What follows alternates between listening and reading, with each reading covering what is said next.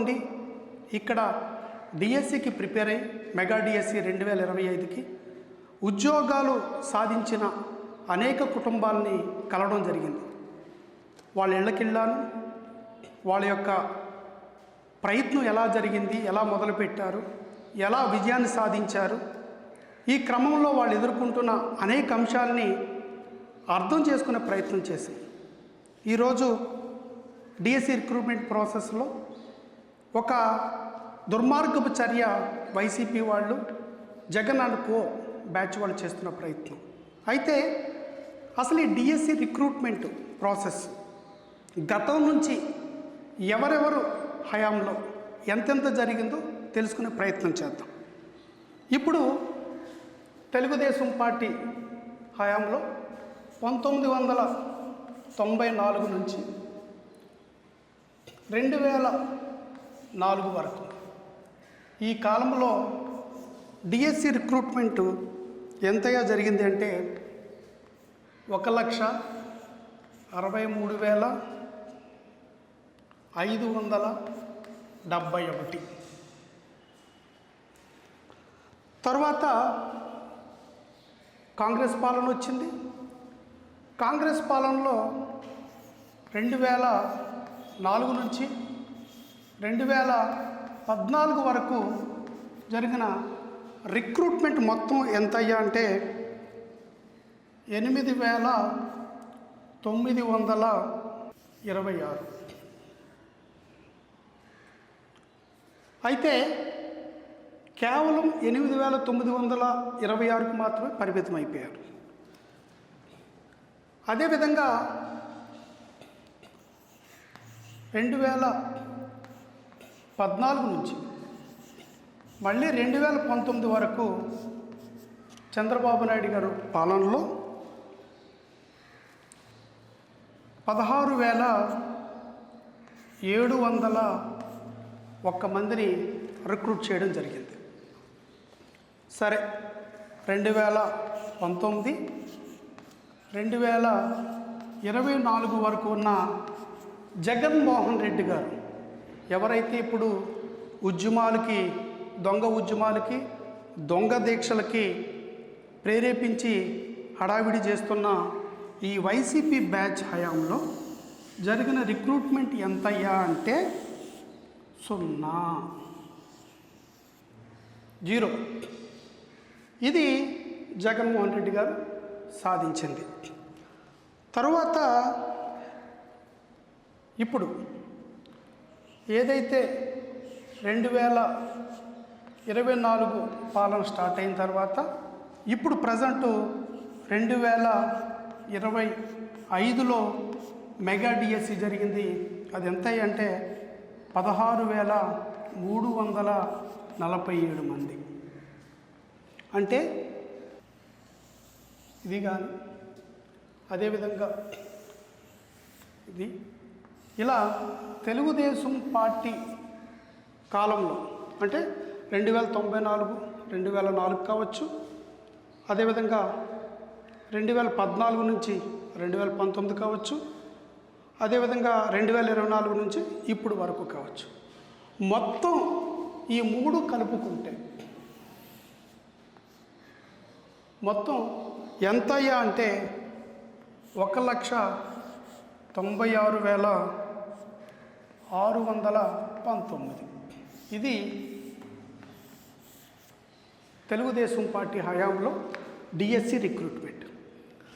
అంటే ఈ లెక్కలు మనకేం చెబుతున్నాయంటే ఒక్క కాంగ్రెస్ పాలనలో 2004-14 వరకు 10 ఏళ్ల కాలంలో కేవలం 8,926 మాత్రమే రిక్రూట్మెంట్లు జరిగితే మిగతాదంతా మీరు చూడండి తెలుగుదేశం పార్టీ హయాంలో 1,96,619. ఇది తెలుగుదేశం పార్టీ కానీ చంద్రబాబు నాయుడు గారు డిఎస్సి పట్ల, ఒక టీచర్ వ్యవస్థ పట్ల, అలాగే విద్యా వ్యవస్థని బలోపేతం చేయాలనే ఒక నిబద్ధత పట్ల ఉన్న ఉదాహరణ. ఇప్పుడు జగన్మోహన్ రెడ్డి గారికి మా సూటి ప్రశ్న ఏంటంటే, అయ్యా జగన్మోహన్ రెడ్డి గారు 2019, 2024 వరకు ఒక్క నోటిఫికేషన్ కూడా ఇవ్వలేదు. 2019 ఎన్నికలకు ముందు ఉత్తుత్తి నోటిఫికేషన్ ఇచ్చారు, అది కూడా క్యాన్సిల్ అయిపోయింది, అనేక విమర్శలు ఎదుర్కొన్నాయి, తీసేస్తే 0 మీరు సాధించింది. మీరు ఏమీ సాధించకపోగా ఏదైతే చంద్రబాబు నాయుడు గారు తిరిగి 2024 కూటమి పాలన అధికారంలోకి వచ్చిన తర్వాత విద్యాశాఖ మంత్రిగా ఉన్న నారా లోకేష్ గారు ఒక పట్టుదలతో కసితో విద్యా వ్యవస్థలో ప్రక్షాళన తీసుకురావాలి. ఎందుకంటే ప్రభుత్వ పాఠశాలలో చదివేది మధ్యతరగతి, దిగువ మధ్యతరగతి కుటుంబాల వాళ్ళ పిల్లలు, అదేవిధంగా అట్టడుగు వర్గాలకు చెందిన వారి యొక్క పిల్లలు, వాళ్ళకి మంచి భవిష్యత్తుని ఇవ్వాలి అంటే ఉపాధ్యాయులు ఉండాలి, రిక్రూట్మెంట్ జరగాలి అని ఒక పారదర్శక విధానాన్ని తీసుకొచ్చారు. ఈ పారదర్శక విధానం వల్ల మెగా డిఎస్సి నోటిఫికేషను 20 ఏప్రిల్ 2025లో నోటిఫికేషన్ వస్తే రిక్రూట్మెంటు 19 సెప్టెంబర్ 2025 వరకు, అంటే కేవలం 152 రోజుల్లో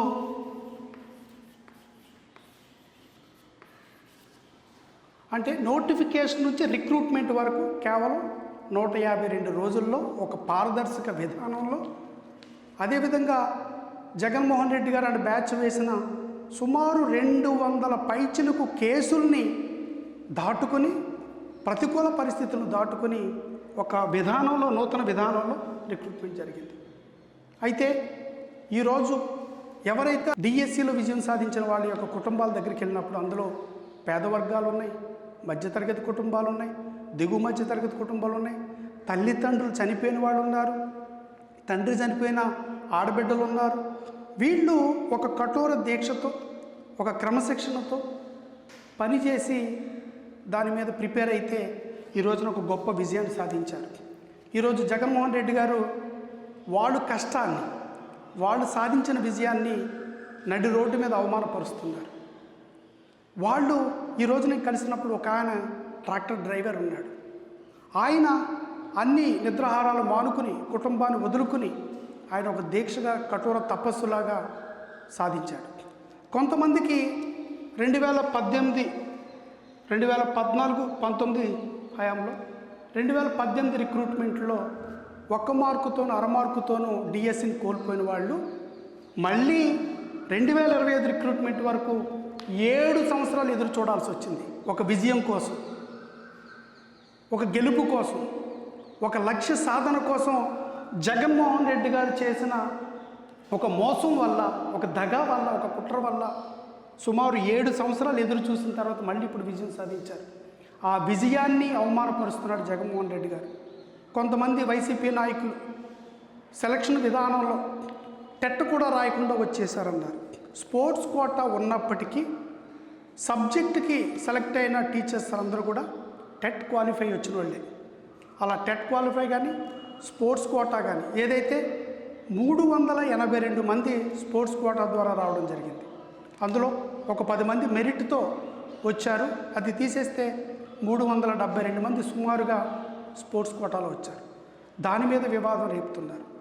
ఒక్కటి ఏంటంటే, ఏదైతే జగన్మోహన్ రెడ్డి గారు లేవనెత్తిన ప్రతి అంశాన్ని ప్రభుత్వ ఉన్నతాధికారులు స్పందించారు. ఆ అభ్యర్థులు ఎందుకు సెలక్షన్ కాలేదనేది చాలా సవివరంగా, క్రానలాజికల్గా, చాలా ప్రాసెస్ ఓరియంటెడ్గా ఎక్స్ప్లెయిన్ చేయడం జరిగింది. అయినా మీ బురద చల్లడం ఆపలేదు. ఇది ఆంధ్రప్రదేశ్ రాష్ట్ర ప్రజలను మోసం చేయాలనే మీ ప్రయత్నం. జగన్మోహన్ రెడ్డి గారు, ఇవి లెక్కలు, ఈ లెక్కలు తప్పని మీరు ప్రూవ్ చేయగలుగుతారా? 2004 వరకు తెలుగుదేశం పార్టీ హయాంలో 163,571 డిఎస్సి పోస్టులు తీయడం జరిగింది. అదేవిధంగా 2014-19లో 16,701 పోస్టులు తీయడం జరిగింది.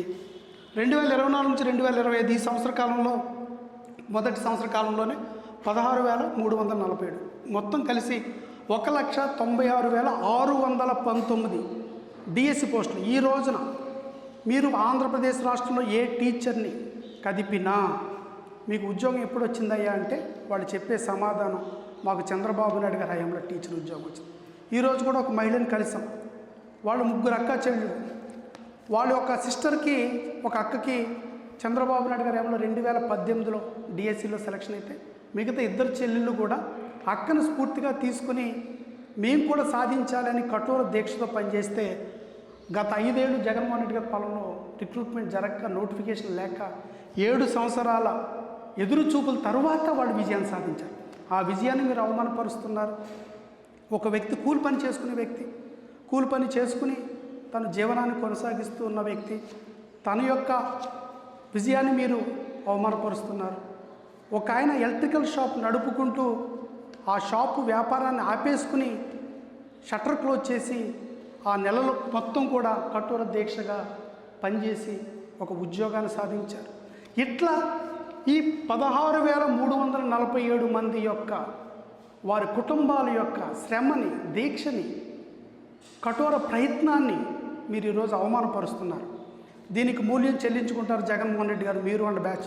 మీరు చేసే దొంగ దీక్షలు ప్రజల ముందు ఉంచుతాం, ప్రజలకి సమాచారాన్ని ఇలా తెలియపరుస్తాం, ప్రజల్లో ఒక చైతన్యం తీసుకొస్తాం. ఈ యొక్క 16,347 మంది సాధించిన విజయం తాలూకా గాథల్ని ప్రజలకు తెలియపరుస్తాం. గుర్తుపెట్టుకోండి జగన్మోహన్ రెడ్డి గారు, మీరు చేస్తున్న ఈ కుట్ర, తోడేళ్ల గ్రూపుతో పెట్టి మీరు చేస్తున్న ఇది ఏదైతే ఉందో దీన్ని తీవ్రంగా ఖండించడమే కాకుండా టెంట్ల్లో కూర్చుని మీరు దొంగ దీక్షలు చేస్తున్నారు కదా, వైసీపీ అండ్ కో బ్యాచ్. మీకు ఒక సూటి ప్రశ్న, మీ 5 ఏళ్లలో మీరు పీకింది ఏంటి? డిఎస్సి రిక్రూట్మెంట్లో మీరు పీకింది ఏమైనా ఉందా? 2019 నుంచి 2024 5 ఏళ్ల కాలంలో సున్నా మీరు పీకింది ఏమీ లేదు. మరి సిగ్గు శరం లేకుండా ఏ మొహం పెట్టుకుని జరిగిన ఒక అద్భుతమైన ఏదైతే రిక్రూట్మెంట్ ప్రాసెస్ని మీరు ప్రశ్నిస్తున్నారు. పోనీ ప్రశ్నించేది ఎలా ఉండాలి? శాస్త్రీయంగా ఉండాలి, లాజికల్గా ఉండాలి, ఒక విధి విధానానికి లోబడి ఉండాలి. మూర్ఖంగా ఏమీ అవగాహన లేని మీరు టెట్ అంటే తెలియదు, డిఎస్సి అంటే తెలియదు, రిక్రూట్మెంట్ ప్రాసెస్ తెలియదు, horizontal and vertical reservation process తెలియదు, వెయిటేజ్ తెలియదు, ర్యాంక్స్ తెలియదు. మీరు వచ్చేసి మీ యొక్క బాధని, మీ యొక్క ఆవేదన మేము అర్థం చేసుకోగలుగుతాం. ఎందుకంటే మీరు పూర్తిగా ప్రజలు మీకు ప్రతిపక్ష హోదా కూడా ఇవ్వలేదు, 11 సీట్లు పరిమితం చేశారు. రోజు రోజుకి ఆదరణ తగ్గిపోతుంది. ఏదో ఒక వంక పెట్టుకుని ప్రజల్లోకి రావాలి కాబట్టి ఈ వంకతో మీరు ముందుకొచ్చారు. మీరు కూడా మాకు బాధ దొరికారు. ఎందుకంటే మేము ప్రజలకి సవివరంగా తెలియజేస్తాం, జరిగిన విధానాన్ని తెలియజేస్తాం. మీ ద్వారా ఈరోజు ప్రజలకు ఏమర్థమవుతుందంటే జగన్మోహన్ రెడ్డి గారు, మీరు ఈ ఉద్యమం చేయడం వల్ల మీ హయాంలో సున్నా అనే అంశం ప్రజలకు ఈరోజు అర్థమవుతుంది. తెలుగుదేశం పార్టీ పాలన వల్ల 1,96,619 మందికి డిఎస్సి ద్వారా టీచర్ ఉద్యోగాలు వచ్చినాయి అనేది అర్థమవుతుంది. ఈ జరిగిన విధానం అర్థమవుతుంది. ప్రభుత్వ ఉన్నతాధికారులు కూడా ఒక్కొక్క కేసు బై కేసు ఎక్స్ప్లెయిన్ చేస్తున్నప్పుడు ప్రజలు దాన్ని అర్థం చేసుకుంటున్నారు. కాబట్టి మీ యొక్క ఆరోపణలు దొంగ ఆరోపణలు, మీ దీక్షలు దొంగ దీక్షలు, మీ బతుకులు దొంగ బతుకులు. మీ బ్యాచ్ 420 బ్యాచ్.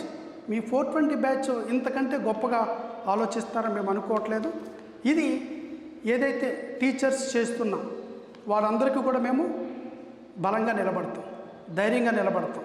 ఈ 16,347 మంది విజయాలు సాధించిన వాళ్ళ వెనకాల, వాళ్ళ విజయ గాథల వెనకాల వాళ్ళ యొక్క కృషి పట్టుదల మేము ప్రశంసిస్తూ వాళ్ళకి అండగా నిలబడతాం, వాళ్ళకి మనోధైర్యాన్ని ఇస్తాం. మీ ఉడతూపులు, మీ యొక్క బెదిరింపులు, మీ యొక్క అరాచకాలకి అడ్డుకట్ట వేస్తామని తెలియజేస్తూ మరొకసారి ముఖ్యమంత్రి వర్యులు శ్రీ నారా చంద్రబాబు నాయుడు గారికి పాదాభివందనాలు తెలియజేసుకోండి. ఎందుకంటే మీ విజన్, మీ యొక్క పరిపాలన దక్షత, మీ ఆలోచన ఈ సమాజం పట్ల మీకు ఉండేది ఈ లెక్కల రూపాన్ని అర్థమవుతుంది. అలాగే నారా లోకేష్ గారు, మీరు ఈ మంత్రిత్వ శాఖ, ఇది విద్యా మంత్రిత్వ శాఖ తీసుకున్న తర్వాత అనేక సంస్కరణలు తీసుకొచ్చారు.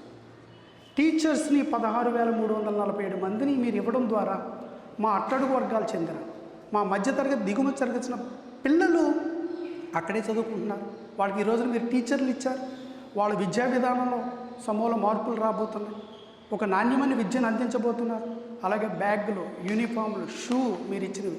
అలాగే సమతుల్య మధ్యాహ్న భోజన ఆహార పథకం, డొక్కా సీతమ్మ ఆహార భోజన పథకం.